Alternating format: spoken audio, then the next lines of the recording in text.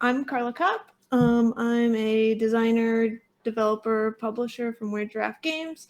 And these are the game design live chats where anyone can feel free to ask a question or bring up another fact if they feel like it, because we're all designers here, or we like design, and all of us matter. So Rachel Blaske is our guest of the hour, and she can do her own introduction because she's an amazing person.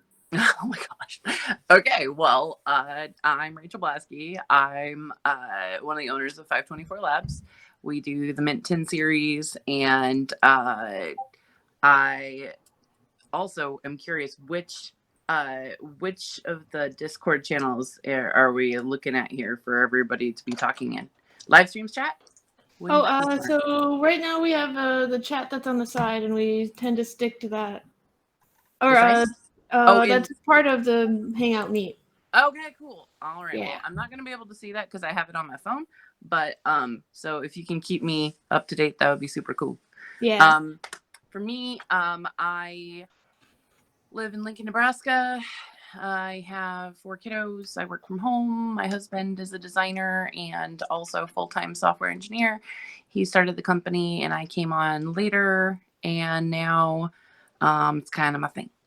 So I had the opportunity to finally meet Carla after knowing who she was forever, and finally got to talk to you at BGG Con last year. And yeah, that's pretty much me. So great job, Rachel. If anyone else wants to introduce themselves and say a game they're working on or any other facts, go for it. All right. Okay then. This is going to be on networking and marketing because Rachel is amazing at that. And one of the first questions we have is any networking tips for those who can't travel much?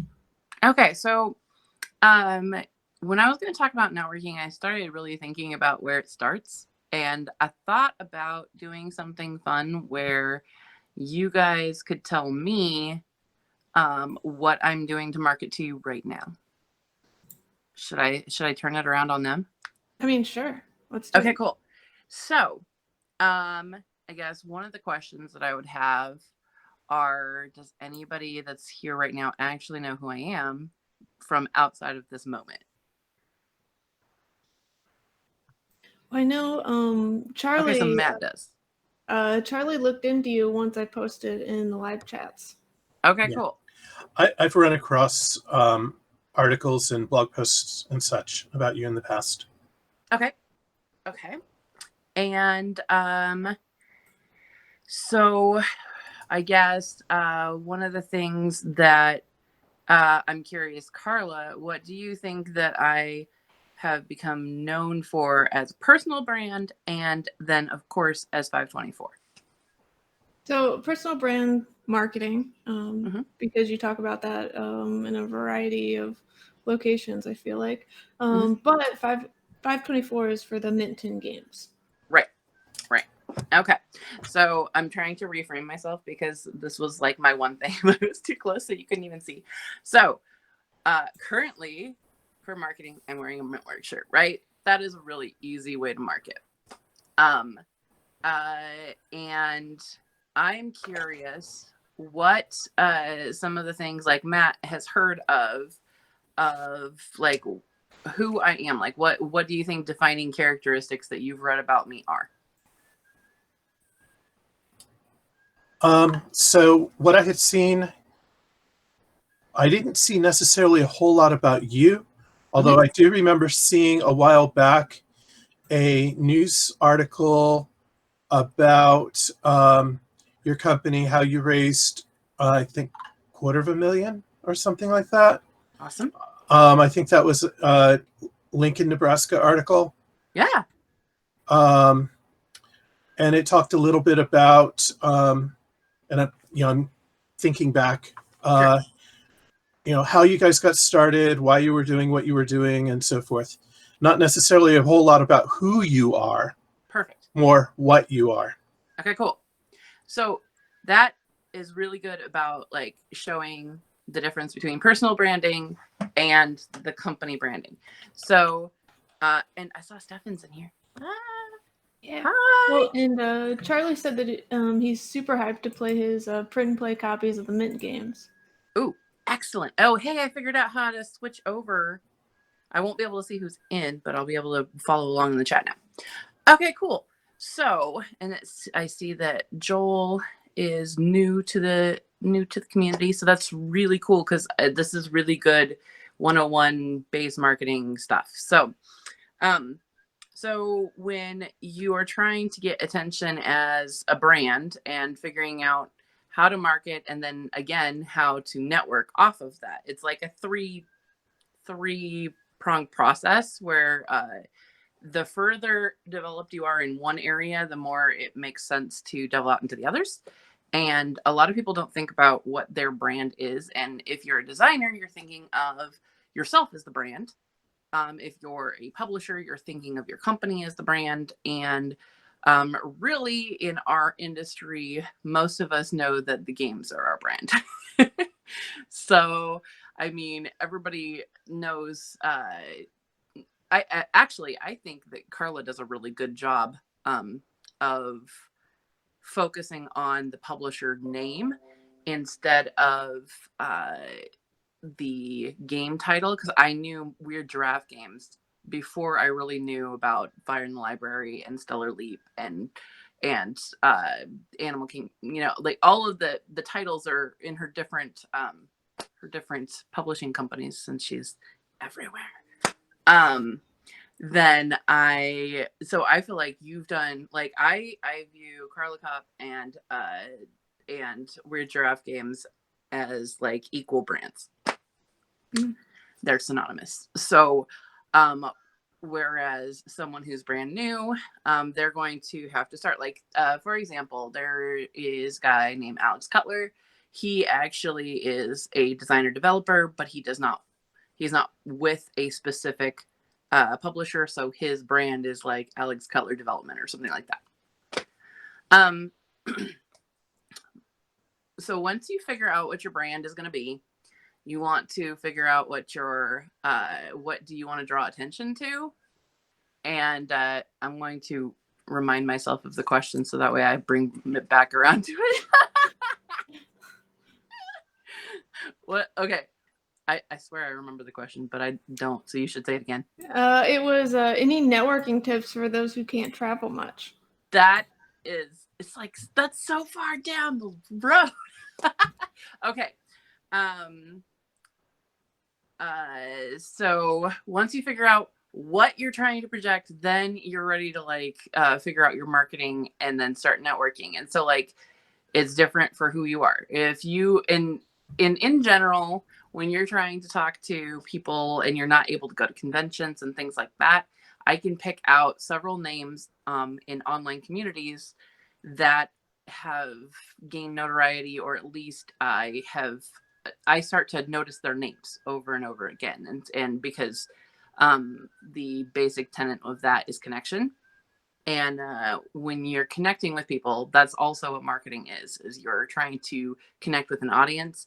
And when you're not able to attend conventions to do that in person, it's actually pretty easy to do that online, especially in this age. So, for example, once you are joined and active in a lot of different online communities, then people don't think it's strange when you add them as a friend. And then the other rule that I always have with that is never add somebody without talking to them specifically, like either sending a message before, which sometimes goes to their purgatory of Facebook Messenger, or adding them, and if they take the chance and add you back, immediately follow up with a message. Hey, this is me. This is how I know you. I'm excited to talk to get to know you better. Have a great day. So that would be one of the main things that I would talk about in terms of long distance networking.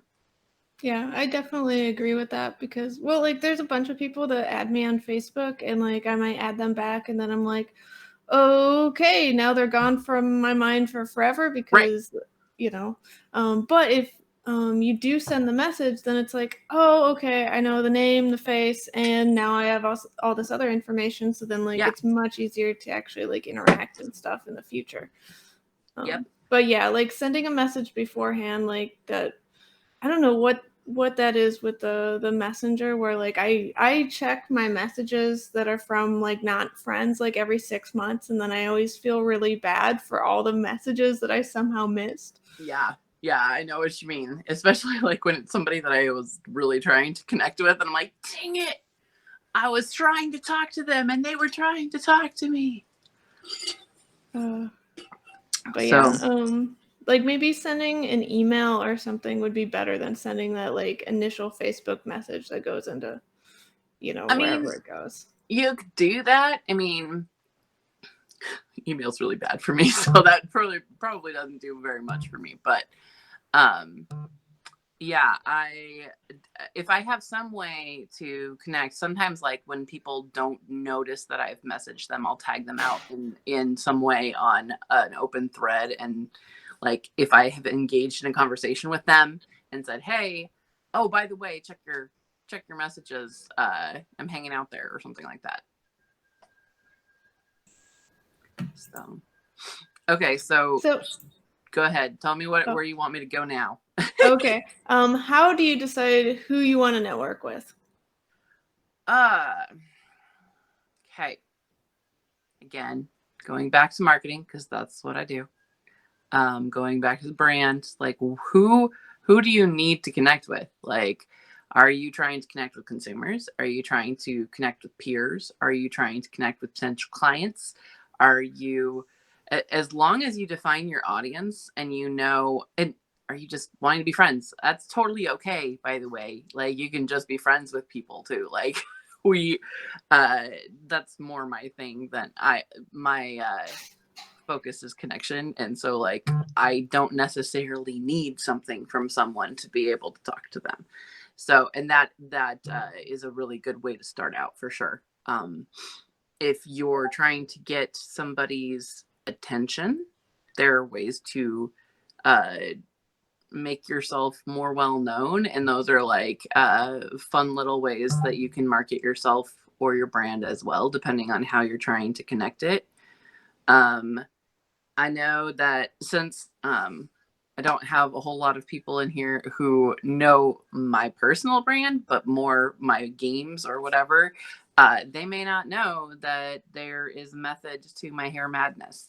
And so I have things that I have done to get attention in terms of announcing products, because as a publisher, that's my job, is to market my releases.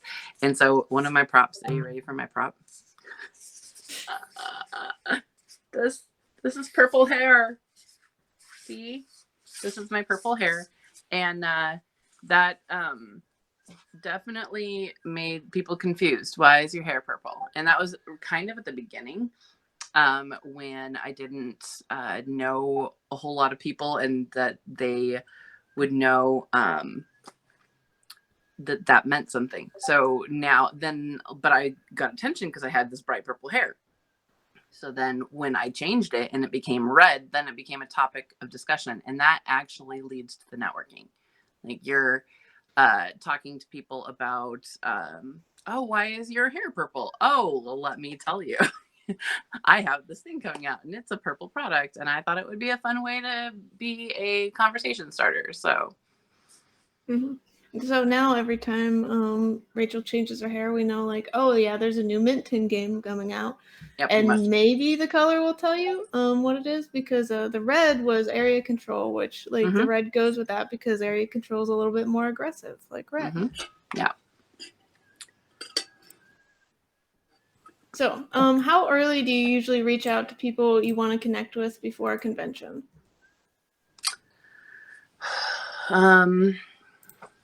I would say You're like at a month and a half if you really want to make sure that you're talking to people. It depends on what kind of people you're trying to talk to. Like distributors, they fill up their schedules really, really quickly. Other publishers that you just want to connect with on a professional level, you can kind of go a little bit later because they're not as in demand as distributors. Other designers, you can almost do it same week because they pitch meetings are not as frequent unless you're like Daryl Andrews and he just runs back and forth to them the entire convention. I wanted to talk to him once and I saw him going by and I was like, Daryl, he's like, hi. And he was like traversing the entire length of the convention center to get from one meeting to another meeting. He's like, I'm on my way to a pitch. And I'm like, of course you are. And I'm going to walk with you so I can talk to you for 5 minutes. And he's like, okay. That was how I connected with him. Most of the time, another really, and I didn't bring this prop, but my business card, it has my face on it because I want people to remember that we talked and if it matters. Usually when you're going around, so there's this rule at conventions and you're like that I've been told that you are walking and you would grab like when you meet somebody, you shake their hand, you take their card, you put it in your back pocket. And in your other back pocket, you've got your card and you pull it out and you hand it off and then it's real smooth and you don't lose anything. And you're not digging through your pockets and stuff. So when I get these, they're all just plain blank or whatever. And I don't always remember who everybody is. And so that's why I made a huge point to put my picture on it because I don't want anybody else to have that same problem. And again, since my hair is always different, my hair is still different from that last one, usually. And they're like, you changed your hair. I'm like, oh, well, guess why? Yeah. Well, I definitely agree with putting your picture on your business card because I was recently cleaning and I found all the business cards from last Origins. And I was like, great, I have all these business cards and I have no idea why because it's a year later. But like if I had the picture of the person, like maybe that would help me like jog my memory, like why did I take this business card? Like who is this person that I thought that I needed to know them? Right. Oh, and I'm seeing that Charlie is talking about how he's nervous. And when he says playing a part, that is exactly, if you're an introvert, that's kind of where you got to go with it. And I'm sure that, have you talked about that as well? Oh, we have not. Okay. So, part of branding that in my head is understanding who you are. If you're a person who thrives on people, you're going to structure your branding and therefore your marketing and your networking in a way that enhances that. Whereas if you are a different type of personality, you've got other challenges that you got to work with and you need to plan for it. I mean, like he says he has to play a part and I hear that frequently. Like a lot of public speakers are actually introverted and that's because they're deep thinkers and they have a lot to say and they have, a lot of introspection. But then when they get up and they're going to talk to everybody, they have to go into a zone where they're playing a part, like ministers or public speakers in general. So it's very, very normal. And as long as you can tell yourself, this is who I am right now, and then you can take a breath, then yeah, that seems like the best way to handle individual personalities. Mm-hmm. And I definitely agree on the whole playing a part thing because like if you knew me as a friend, like I'm a completely different person than I am like at a convention or like talking in public and that sort of thing. Like I have the two different phases and I actually didn't realize that until I was hanging out with one of my podcaster friends, Jack from Cardboard Herald, who is great. And we were just hanging out and we were getting ready to do a podcast and he was doing sound checks while we were hanging out.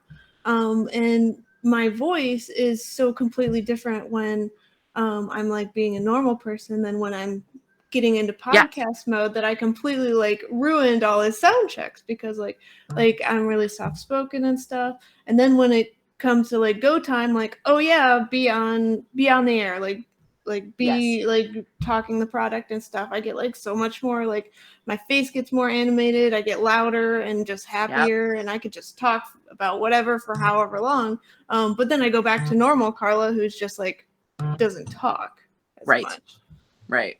So Hang on 1 second. Are all my buzzes coming through? Because I of course have people who are like bugging me and it's on my phone. So I don't want it to sit there and buzz the whole time. But so I can turn those off. But the other thing that somebody was mentioning was masks. Oh my goodness. oh yeah, because Poncho Rebound has the raccoon mask. I was thinking of like, masks if we ever get to leave the house again. And I'm like, that will totally ruin my marketing. Well, it doesn't have to, because like everyone can make their own masks, and like we could have our own, like I could have a custom Weird Giraffe Games mask. That's so true. And I mean, it's gonna be so much work, but like that's what we're gonna have to do. See, for me, I would probably like have to print off the lower half of my face and just like put it on. Don't start your water. Yeah. So yeah, that would probably be.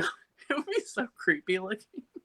Well, yeah, because like it's inevitably going to be like a little far off, so like their nose will be in the slightly wrong position. Oh my gosh, it would be great. It would be like, when you do the Snapchat filters that make your face look a little bit weird, like a baby or something. Oh my gosh, sorry. Well, hopefully we'll just get the guys. Sorry. Yeah, we'll get the vaccine, and then like you only need a mask if you're actually sick. So right. Hopefully that's how everything works, and we don't have conventions before then, because that sounds terrifying. I miss conventions so bad. Mm-hmm. Okay. And it's only been 3 months. I know. So, what's the most important marketing action for a game? Word of mouth, I would say, because it's almost more difficult with the saturation level that we have. But I would say it's the most convincing piece of marketing. Mm-hmm. You can saturate with Facebook marketing. You can push your Kickstarter page. You can make a great video. You can do all these things. But if somebody doesn't specifically say to their friend, hey, this really cool thing is on Kickstarter and you've got to get it because it's going to be amazing, there's nobody else that's going to outdo that. Mm-hmm. So how do you start the word of mouth? Or what are some things you can do to get that started? Constant attention. Constant. Oh my gosh! Stop, you guys. Sorry. Constant attention in non-aggressive ways. Does that make sense? Okay. Like, just like what you were talking about at one point was saturation. And if you have gained enough where people know your name, people know that you do games, people know that your game's good, that they will listen. And you have to be like, I'm constantly saying you need to go to conventions, you need to meet people, you need to become just kind of a fixture before people will listen. And so when I teach on my timelines and things like that for Kickstarter, my timelines start at a year. And a year is when you should start getting out into the community and continuing to talk and get to know people.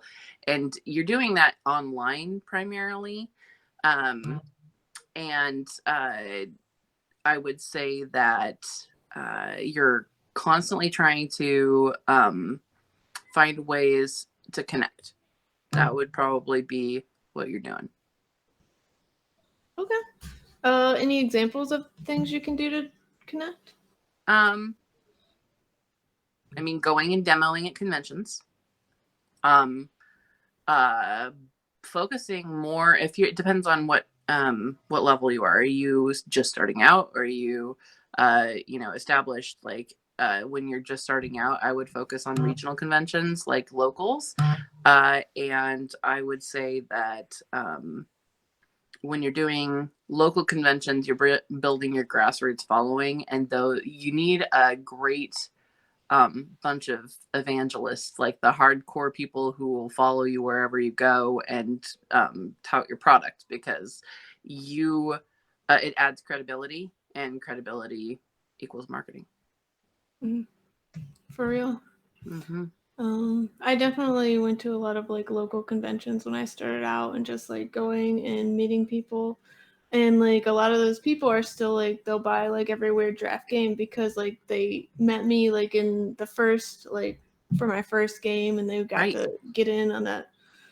It's a family. Like it becomes a connection point that, if you were there at the first Mintworks campaign, you then were alerted to Mint delivery, and there was one of the things that Justin did during the Mintworks campaign is we had mascot, and mascots equal relatability. Like we had a pet hedgehog, and his name was Sonic, and it was cool. And one of the things he would do in every update was post a cool picture of Sonic doing something ridiculous, and that was why people would click on the updates. He's like, I'll read it, but I want to see the picture of Sonic.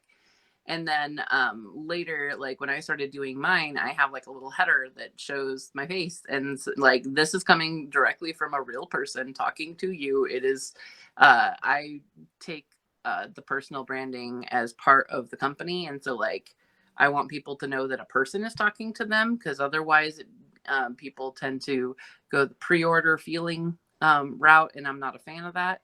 And I want people to know that I'm a real person, and that our company is small, and we're not some massive publisher that is,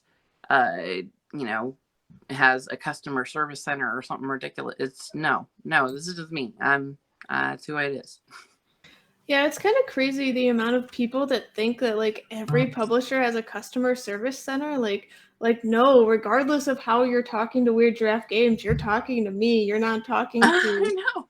anyone else. And it's like it's odd, I think. Right. That like even like larger companies, like board game companies, like there's still not a crazy amount of people that work at that company.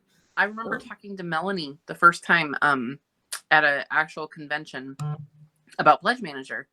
And Pledge Manager, I thought was a big, huge company. And they're like, no, that was just me. It says customer service at pledgemanager.com or whatever. And like mine says support at 524labs.com. But it's just me. It's like a way for me to know which email it's coming into, so that I can address it appropriately. Another thing, like if you're just online and you're trying to like just do something small to network with people or show something off, is one of the Facebook groups I'm part of is Board Game Design Lab. Mm-hmm. And every, I think, Monday and Friday, Gabe posts like, hey, what are your big wins or your goals or something? And whenever I have like an image or anything to show, I just put it in there, and it's like, this is free marketing that's super easy that like Gabe does for everyone every week. And so like now people know like the new game I have coming out because like I post updates. Right. A long time people are like, why do you not keep your stuff all quiet? And like, why do you announce your stuff? It's like, what is it gonna hurt? I mean, honestly, there's not a big scary like I have to keep this quiet. I want people to know there is another Mint 10 game coming. There is another so we were talking about Mint Control back when it was in the same Mint 10 contest on BGG as Mintworks. It just didn't place as high. Like it's been around for a long time, and we finally pulled it off the shelf and fixed it up and got it ready. So like those are ways that works. So do you think that there's any like too early to start talking about a game? Yeah, it depends on what kind of momentum you want. Like, for example, we announced Mint Cooperative at Origins because we were going to launch it in September. So that was June. And then, so like, for example, I try to do a couple Kickstarters a year. So that way, I keep momentum. And so that's, I mean, this year it was March and then, hopefully September. And so I try to announce, like at PAX Unplugged, we unveiled Mint Control. And that's when I connect with all of the people that are media, and I showed off and things like that. And then other than that, it's so it's usually about 3 months before, and then a month before I try to ramp up social media and events and interviews and things like that so that I can push all that. So how many like interviews do you think are too many? Or is there too many? No. Nobody listens to all of them. It's just not a thing. Like everybody has their own communities that they connect with already.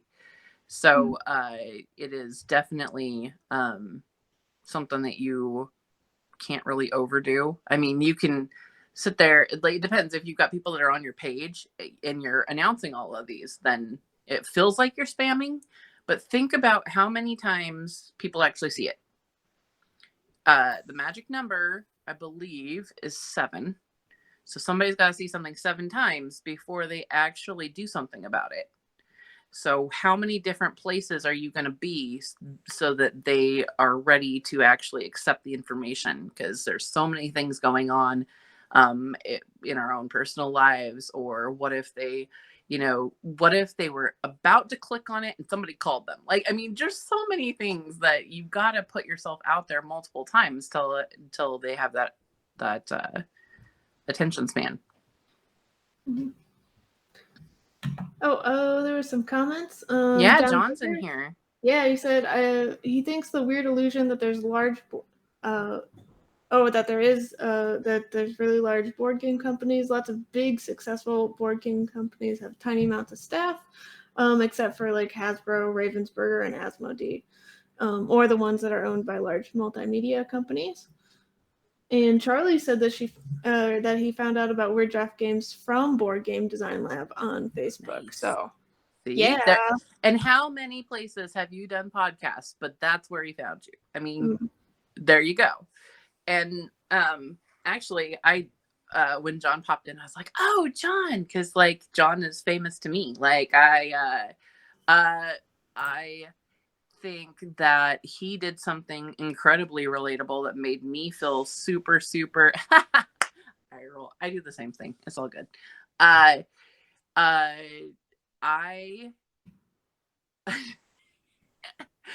saw a blog post he wrote. I think that it's even old.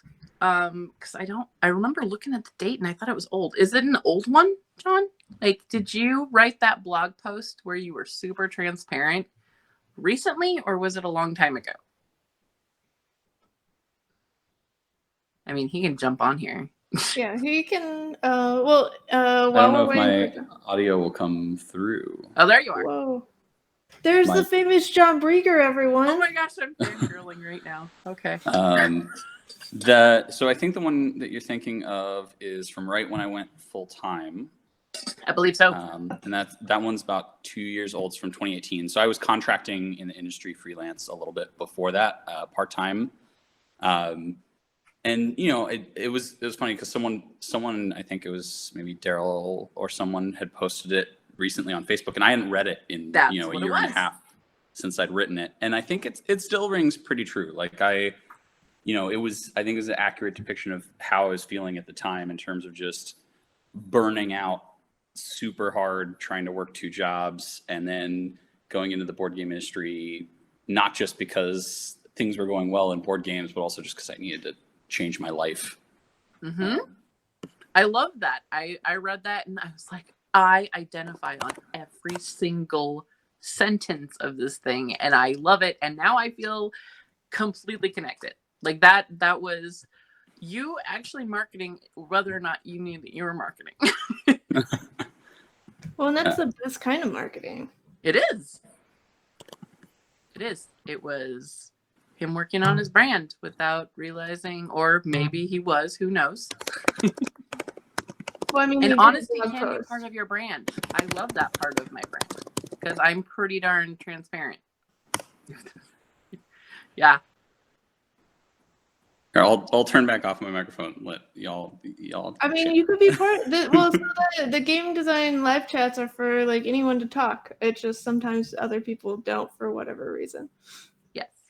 I don't know. I just figured I would pop in just to watch, right? Like marketing and branding is stuff I don't consider a strong suit, and I feel like I still have so much to learn. So. Mm-hmm. Good Well, stuff. we could use you as an example. So I don't know who else knows about John Brigger, but he does his game design tips. Or what's your hashtag? You have a hashtag. Ooh, he has a hashtag. That's fancy. Yeah. Yeah, that was more conscious marketing, which is playtesting tip of the day. Okay. And that is no longer active. But I wrote that was a advice column I wrote on Twitter. That was conscious marketing. It's a content marketing kind of advice thing. So I used a program to auto schedule out tweets in the future. So I'd write them in batches of 30 or 40 at a time, and then schedule them to post one per weekday for a year. And then at the end of the year, I took a look back through, and then I revamped it and did a second year with some reruns and some new ones.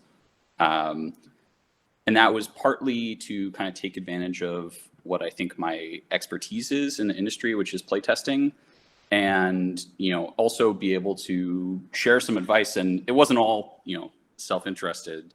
I think I've gotten so much advice and mentorship from people in the industry, and I wanted to kind of pay that forward a little bit, and so that was also part of it. So Steve knows who you are now. says, Awesome. "Oh, you're that John. Those tips are really helpful. Thanks for doing that." So that's from Stefan. But yeah, I think that's how I got to know John Brigger. It was just like the playtesting tips of the day. Like, well, inevitably I clicked on them and saw a lot of them. But just seeing one or two, I was like, oh yeah, that is a great tip. And then I would comment back, and then we got to know each other, and then we spent a week in Maine together. So these things, they start off so small, just tweeting every so often, or tweeting one batch and having them go out at different times. But you start small, and then you can make some really good connections that way. Right. And to break that down in marketing, playtesting tip of the day is now a brand. He developed a brand. It actually it was recognizable. People looked forward to it. People knew where to find it. It conscious marketing. And then also he is developing expertise. He developed credibility because he gave good tips. He was showing goodwill to the community, and that's type of connection that is a perfect way to engage. And I'll throw this out here because I found a free awesome way to do this recently. There is a social media scheduling app called Later, and it is by far the best one that I have ever used. I've used several of them, Hootsuite and I can't even remember how many I've tried, but Later is the best one in my opinion because it's the most reliable. Otherwise, they often disconnect, and so if you have a bunch of stuff scheduled out and it can disconnects, it's not good because you don't even realize that it's not happening then. Mm-hmm. Oh, yeah. Cool. Yeah, John's making a calendar. Yeah, and to add back on the scheduling thing, part of the reason to do that, I feel like, is just to avoid burning yourself out of forcing yourself to log in and post every day, right? It's not just about time efficiency. It's also just about you're more likely to actually have something go out every day if you don't have to make yourself spend that mental energy, I feel like. Right, and choose the right tool so that it's reliable and it will actually go out. Yeah. I was doing I tried to do a hashtag for a while, and it was on my task list every day to do this. But what I ended up doing instead was so I use the Twitter app on my phone, and I would just make a lot of whatever what are they called on the app where like you don't have to post them, you can make like I don't know. A draft? Yeah, draft. So I had a bunch of drafts of all these different like tweets that would go out, and then so whenever I got to the list on my to-do list, I'd go like, oh, okay, I'd just choose one of the drafts that I made, send it out, and it'd be fine. But like actually making it scheduled just takes out all that work of manually doing it. Right. And I will second Later because well, I use Hootsuite and Later right now. I use Hootsuite for things that don't have images, but Later is excellent for anything with images because you choose one image, and then you're like, oh, okay, what is this post going to be? And then it can break it down into Facebook, Twitter, Instagram. I think it does Pinterest too. But like Yeah. each of these platforms, like Twitter needs a certain number of characters, but Facebook can have any number of characters. And also Right. Instagram, I use like a bunch of hashtags because like that's what how it works. But yeah, that's why Later is super cool because like it takes one base thing and then you can do like Facebook and Twitter have the long images that are better, but Instagram has the squares that are better, and you can do a different image for each one and make it like super platform dependent. Right.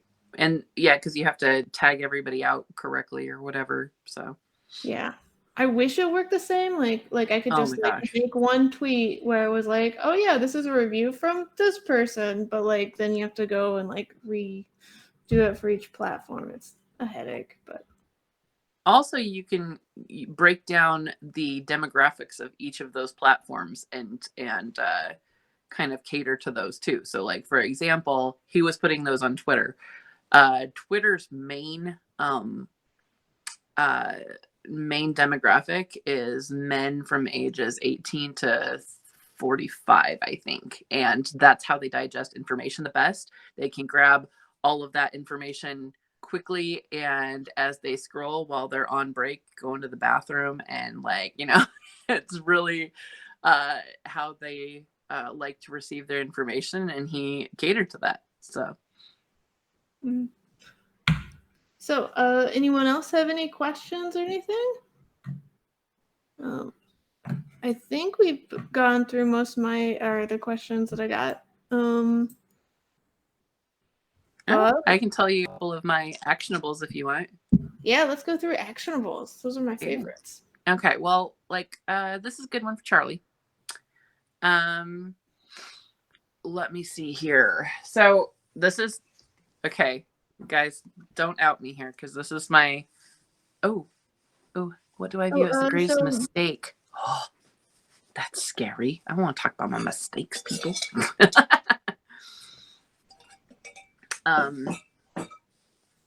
Not hiring a professional that knew what the heck they were doing for Facebook marketing. That's what I would say. Because I dumped a bunch of money into it and thought I could figure it out, and it was probably not the best use of my resources. That's what I would say mine was, because I didn't feel comfortable. I know Carla does her own as well, and she's the algorithm queen. So, well, that took a lot of money to figure it out. Yeah. So I probably should have hired somebody. Well, I hired a couple people in between and like figured it out on the way. I think one of the biggest mistakes I see people making with their marketing is that they will do these posts like on Twitter or Facebook, and they never include a link. And it's like, no, seriously, include a link every time. Because like I have all the Google Analytics and stuff, and I know like when I post a link on Twitter, even if it's like the 50th time or 500th time I posted that same link on Twitter, I usually get an extra backer every time I post a link. Like, it's crazy. So like just making things like as easy as possible. Like if you don't have like a game on Kickstarter, but like you're planning on publishing or something, like just always include your mailing list or something that people can click on and be able to follow and know more about you. Yeah, clickables. The least, I believe the tenet is that the least amount of things a person has to do to get them to do what you want That's what you have to do. Yeah. It has to be super easy.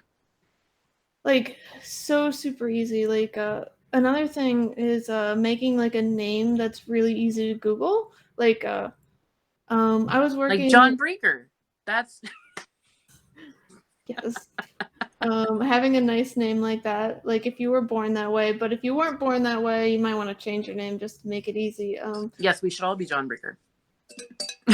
Maybe not all of us, but if you change your name to John Brieger, you'd probably take some of his business, which, I mean, good for you, bad for him. You know, people would figure it out eventually. Competitive But marketing. I once worked on a game that was the other people I was working on it with wanted to call it hors d'oeuvres, and I was like, no, it can't possibly be called hors d'oeuvres because, like, one, every time I try to spell it, I spell it wrong, and I've been working on this game for 6 months. So if I can't spell it correctly after 6 months, no one is going to be able to find the name of this game. Like, it's just, I don't know how to spell it. no, it's so hard. And like you also don't want people to feel bad. Like so I would go and try to like spell hors d'oeuvres, and like if this was somebody else's game and I was just trying to buy it, I would feel bad about myself for not being able to spell, and then that feeling bad part might like stop me from spending money because I'd also feel bad about like spending money. So like too many feel bads in a row are really bad. But that goes for like whatever, like if you're a designer and you're just like pitching a game, like if somebody like goes to read your sell sheet and they're like, oh, I don't know what the meaning of this title is, like they feel bad because they feel dumb. Mm-hmm. So. One of the things I was just thinking about goes back to knowing yourself. So when you create your brand, and when you are determining how you're gonna connect with people, you need to know yourself well enough. Like we were talking about the introvert versus extrovert. Not everybody knows that that's kind of like a spectrum. You're not either one or the other. It is something on a big broad spectrum. There are the crazy extroverts that they cannot they're always the loudest person in the room. They like it. Like they're not acting. That is who they are. And then there are the people who are, noticeable, but they're not that person. And then you've got the people who are kind of somewhere in the middle, and they're usually having good conversations. And then you've got, people who are kind of hanging back, like you can tell that they want to talk to somebody, but they're not. And then you've got the people who actually just are standing outside the door because they don't want to be there at all. But what I would say is knowing that where you're at on that spectrum can kind of give yourself cues when you are in a situation that requires you to act differently than your natural bent. So I am an extrovert. I am not that end at all. When I'm at a convention, I'm further along because I do have to turn part of that on to get to that side of the spectrum. But typically I have kind of when people turn on the Eye of the Tiger, like, cause they're about to go play, something, they're like, dun, dun, dun. Okay. So that's kind of what I do on the plane when I'm on my way to the convention. And I have a book that I listen to every single time. I've gotten to the point where I skip around to the parts that I just need to rehear every single time so that I go in with the right headspace. But, and I don't even know if this is like a really good book or not. It is like, where did I even get it? This is it. See, screenshot that, guys. How to Talk to Anyone. And it has these, I like her, the person who reads it.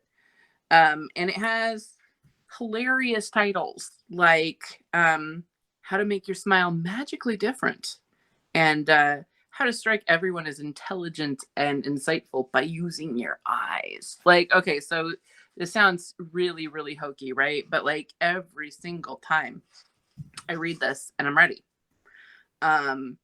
Part 8, how to work work a party like a politician works a room. And so like it just reminds you mostly to get out of your own head. and that nobody is thinking anything that you think they're thinking. One of the really good tips that I always use is, it says to use a technique called what's it. A what's it is something that draws attention to a person and or yourself that initiates conversation. And so basically, for me, it's my hair. I changed my hair, so people ask me why. There you go. There's a lot of people who wear a cool shirt, maybe like a graphic tee that has some sort of nerdy awesomeness that only someone at our convention would figure out. There are other things that you can do to look really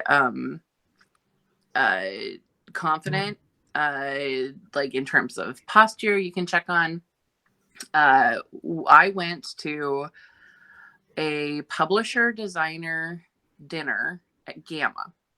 Were you at that, Carla? Did you go to that? Yeah, I think so. I think you, yeah, I don't remember which table you were at. I was at the table near the door. John, were you there too? Probably. Mm-hmm. So anyways. Yeah, he was.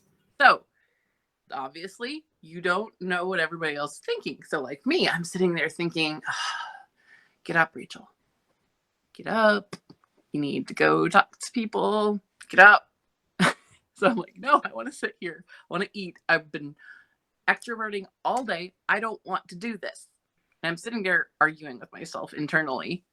And I finally got up and it's like, all right. So I went to the next table over. I'm like, hi, I'm Rachel. I work for 524 Labs and I do the mint tins. Then those guys are like, oh my gosh, the mint tins. I'm such a super fan. Talk. Cool. I'm so glad we met. You're awesome. I know you're awesome too. And then we move on to the next. I moved on to the next table. And by the end of it, like I was there later than everybody else, but I had to get over it myself to get up and not argue with myself internally anymore and just go do my job. And my job requires me to talk to people. So that is kind of where I went with that. Mm-hmm. So one thing that I do sometimes is like I'm an introvert and it really takes some effort to like go and do those events. But I might like make my first conversation really easy for me. And I do that because like, so I really like time travel. So I might go up to somebody and be like, hey, what do you think about time travel? Do you think it's like a river? And like usually at a board game convention, people like start bringing up like, oh no, I don't think it's like a river. I think it's like this. And like you could like get your first conversation to be really cool and nerdy. And then you're like, oh yeah, I'm Carla. I run Weird Draft Games. Who are you? Are you a designer or something? Or like, yes. And then you do the introductions, but like at that point you've had like a good conversation and you like, well, I always feel like, oh yeah, I can do this. I am very much capable of saying words at other humans. I can do this again with another stranger. And yeah. Mm-hmm. I love it. Oh, nice. I'm Breeze's backdrop. Oh yeah, that is cool.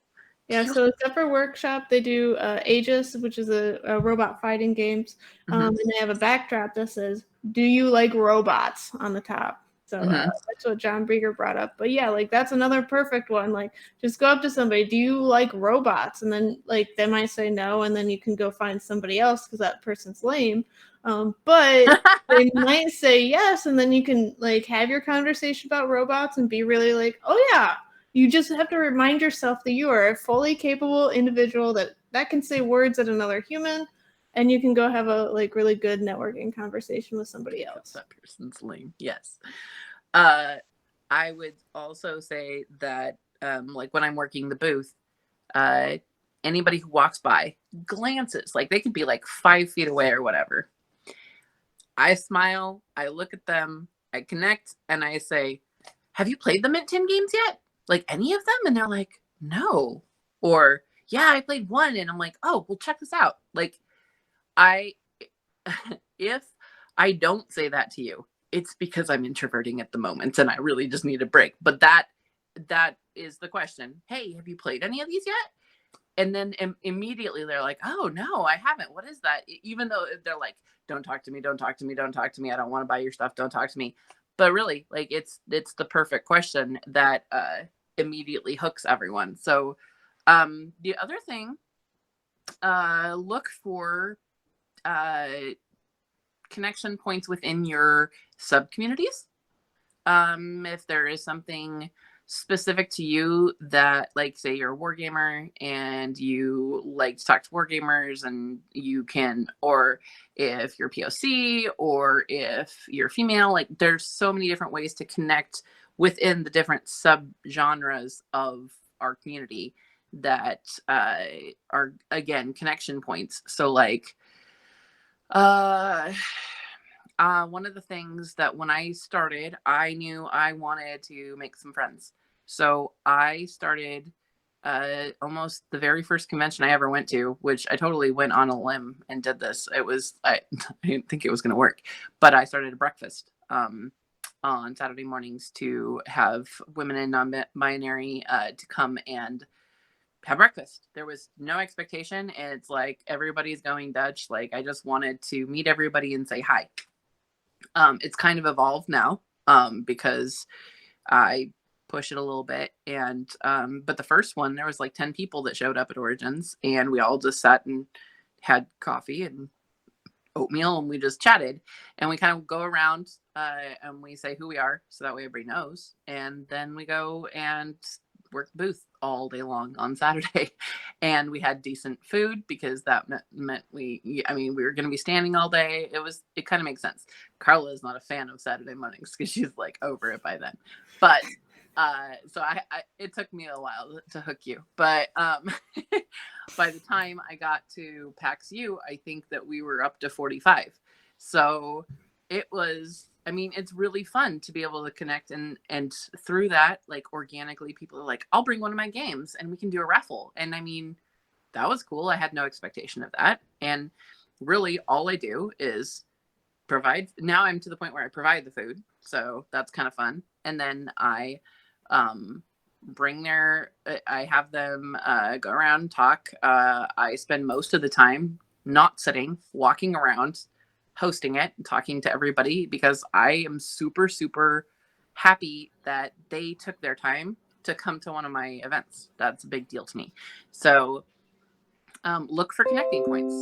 Look for events that you are willing to go to, and then make a point to thank the host, and because that's a connection, because they want people to come. So the fact that you came means that you did something for them, not vice versa.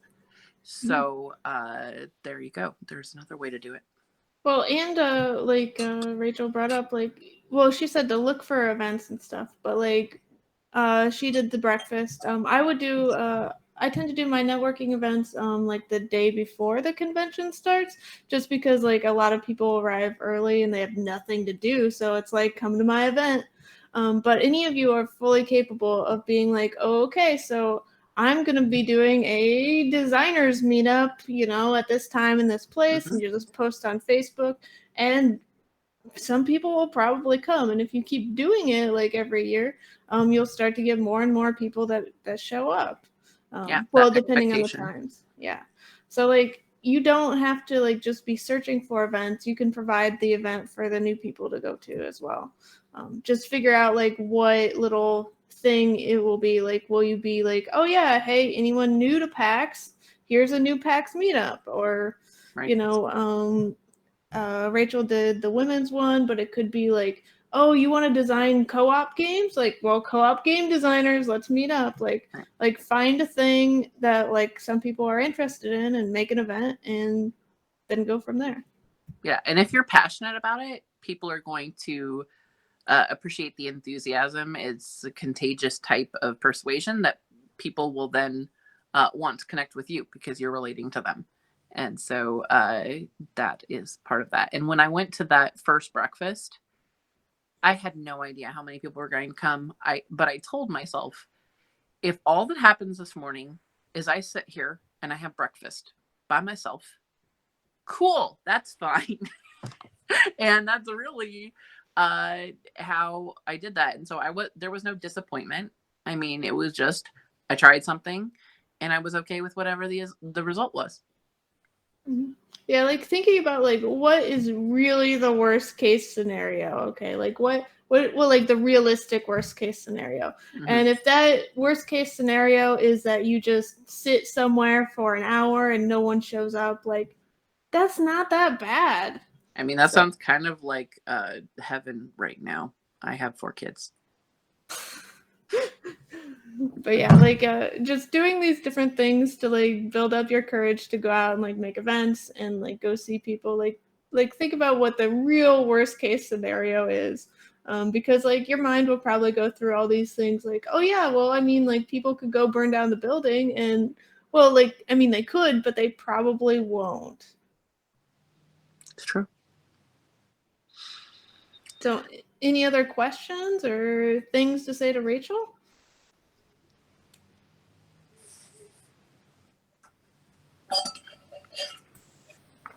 Well, so it is 3:00. Joel says thank you. So great job, Rachel. The next one of these, we do Wednesdays, 7 p.m. CDT, which is just a random let's chat about anything. On Thursday, I'm going to be going through NANDEC and different NANDEC tips. And that's also at 7 p.m. CDT. So it's been an hour. Thank you, Rachel, for being here and for sharing all your wonderful knowledge on networking and marketing.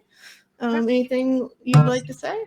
Oh, no, I think that this is awesome. The fact that you're so consistent and that you are always putting yourself out there to help other people is amazing. And, you know, I love you for that. And everybody here can do all of the things that we just talked about. And so I wish you guys all the best luck. Mm-hmm. Well, thank you all for being here. I hope you come back again. Have a great rest of your afternoon.